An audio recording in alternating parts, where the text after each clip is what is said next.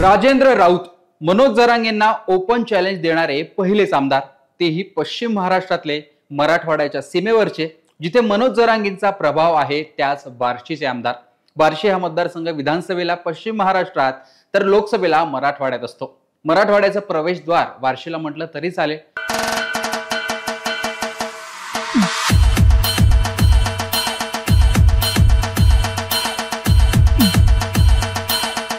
एकीकडे जरांगेंचा प्रभाव ज्या ज्या मतदारसंघात आहे तिथले सर्वच पक्षाचे आमदार हे जरांगेंपासून 4 हात लांब राहतात किंवा थेट त्यांना विरोध करत नाहीत।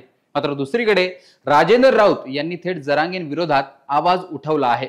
लोकसभेला जे उमेदवार जरांगेंना नको होते त्यांचा पराभव झाला होता। आता आमदारकीला जरांगेंची वक्रदृष्टीच नको असंच अनेक आमदारांना वाटतंय। मात्र त्या उलट राजेंद्र राऊत हे थेट मनोज जरांगेंनाच भिडले आहेत।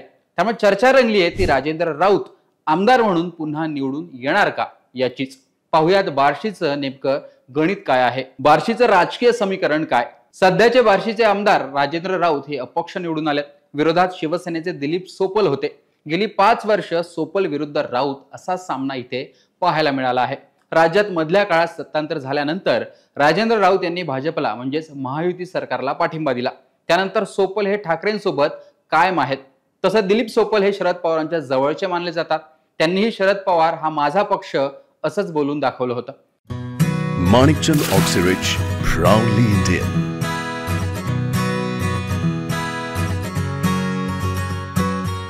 काही दिवसांपूर्वी शरद पवारांनी दिलीप सोपल यांची बार्शीत जाऊन भेटही घेतली होती। त्यामुळे राजेंद्र राऊतांविरोधात दिलीप सोपल हे निवडणूक लढवतील, पण त्यांचं चिन्ह तुतारी असेल की मशाल हे अद्याप ठरत नाहीये। पवार असो ठाकरे असो दोघांसोबत सहानुभूती आहे, पण पवारांना मानणारा एक मोठा वर्ग बार्शीत असल्यामुळे ठाकरेंसोबत असलेले दिलीप सोपल ऐन निवडणुकीत तुतारीही वाजवू शकतात असं बोललं जात आहे।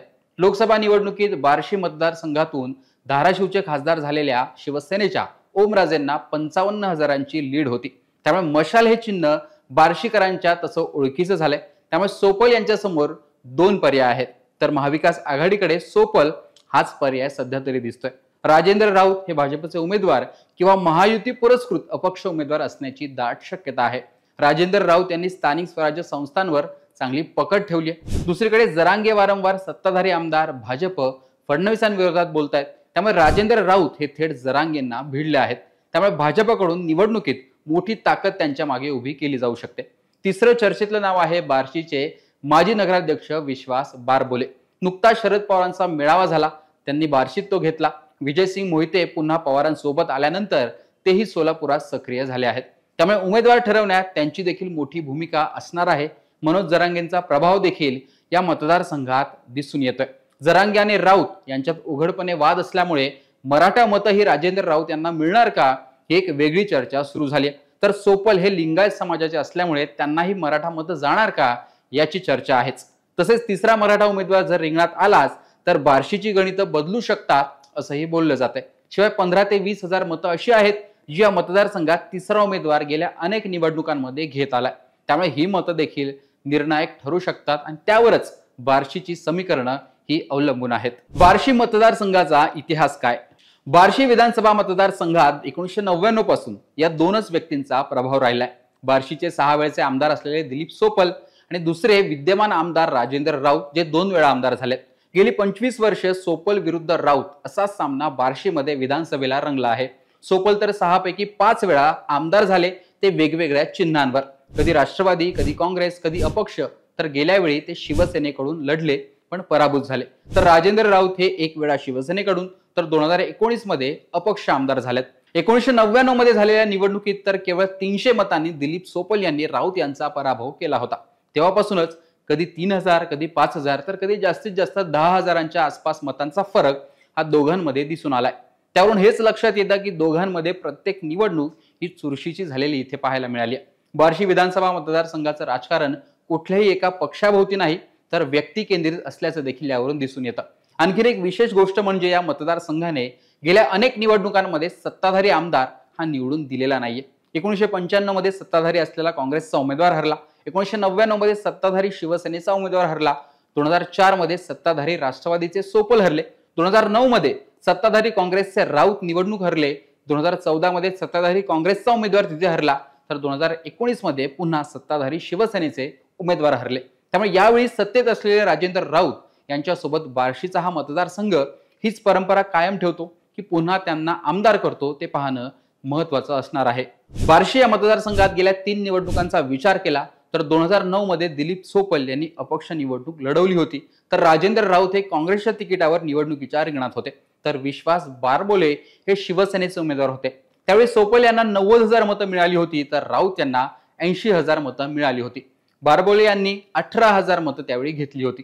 2014 मध्ये राष्ट्रवादीकडून लढणाऱ्या दिलीप सोपल यांना 97,000 मतं मिळाली, तर शिवसेनेच्या राजेंद्र राऊत यांना 92,000 मतं मिळाली होती. भाजपच्या उमेदवाराने तेव्हा 16,500 मतं तिथे मिळवली होती. 2019 मध्ये राजेंद्र राऊत हे अपक्ष निवडणूक लढवत होते. त्यांनी 95,000 मतं मिळवली होती, तर शिवसेनेच्या दिलीप सोपल यांना 92,000 मतं मिळाली होती. राष्ट्रवादीच्या उमेदवाराने 16,000 मतं त्यावेळी घेतली होती, तर राऊत यांच्या चिन्हासोबत साम्य असलेल्या एका अपक्ष उमेदवाराने 11,000 मतं त्यावेळी मिळवली होती. राऊत जरांगे वाद, बार्शीचं नेमकं प्लॅनिंग काय? मनोज जरांगे हे वारंवार सत्ताधारी आमदार भाजप फडणवीस यांच्यावर टोकाची टीका करतायत. यावर राजेंद्र राऊतांनी जरांगेंना एक आव्हान दिलं होतं. जरांगेंनी राजेंद्र राऊतांवर त्यावेळी तोंडसूक देखील घेतलं होतं. तेव्हापासूनच राऊत आणि जरांगे असा वाद रंगला. मध्यंतरी राजेंद्र राऊतांनी अंतर्वलीत जाऊन मनोज जरांगे यांची भेट घेतली होती. त्यानंतर त्यांच्यातील वाद मिटला असं वाटत असताना आता वाद पुन्हा सुरूच आहे. आता मनोज जरांगेने राजकीय भूमिका घेतल्यानंतर पुन्हा जरांगे विरुद्ध राऊत असा वाद पेटलाय. खंडोजी खोपडेच्या भूमिकेत याल तर याद राखा, मला राजा राऊत म्हणतात, असा इशारा राऊतांनी जरांगेंना दिला. त्याला जरांगेंनी राऊत फडणवीसांची भाषा बोलत असल्याचा आरोप केला. तर तुमच्या गुंडांचे चेहरे मराठा बांधवांना पाहायचे असल्याचं आव्हान देखील जरांगे यांनी राऊतांना दिलं. एका तरुणाला मारहाण झाल्याचा वाद पेटला होता, त्यातूनच हा आरोप प्रत्यारोप होतोय. तसेच बार्शीतील काही मराठा नेत्यांनी जरांगेंविरोधात भूमिका घेत आंदोलन केलं. याच पार्श्वभूमीवर राऊत आणि जरांगे यांच्यात पुन्हा वाद रंगलाय. बार्शीतून शेकडो गाड्या जरांगेंना भेटण्यासाठी अंतरवलीत देखील गेल्या होत्या. त्यावेळी जरांगेंनी राऊतांवर टीका केली, तर सोपल यांचं नाव देखील घेतलं. राऊतांना निवडणुकीत पाडण्याची भाषा देखील झाली. त्यामुळे कुठेतरी मनोज जरांगे बार्शीत उमेदवार देऊ शकतात किंवा मवियाच्या उमेदवाराला पाठिंबा देऊ शकतात असंच बोललं जातंय. आणि तसं झाल्यास सोपल यांनाच मदत होईल असं बोललं जातंय.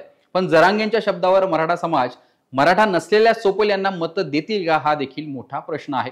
त्यामुळे एकूणच सोपल विरुद्ध राऊत असा वाद असताना जरांगेंचा मोठा रोल बार्शीच्या निवडणुकीत असणार आहे. आता मराठा मोठ्या संख्येने कोणाच्या बाजूने उभा राहतो ते पाहणं महत्त्वाचं आहेच. आणि जर मराठ्यांनी जरांगेंचं ऐकलंच आणि सोपल जर रिंगणात आलेच तर मात्र पुन्हा सत्ताधारी आमदार अडचणीत येण्याची परंपरा ही बार्शीत सुरू राहू शकते.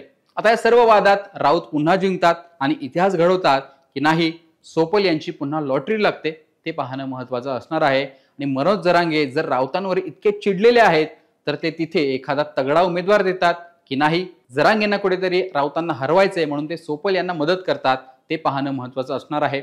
एकूणच बार्शी विधानसभा मतदारसंघाविषयी तुमचं मत सांगा. तिथली आकडेमोड, तिथली गणितं कमेंट बॉक्समध्ये नक्की सांगा. लोकमतचं YouTube चॅनल सबस्क्राईब केलं नसेल तर आठवणीने सबस्क्राईब देखील करा.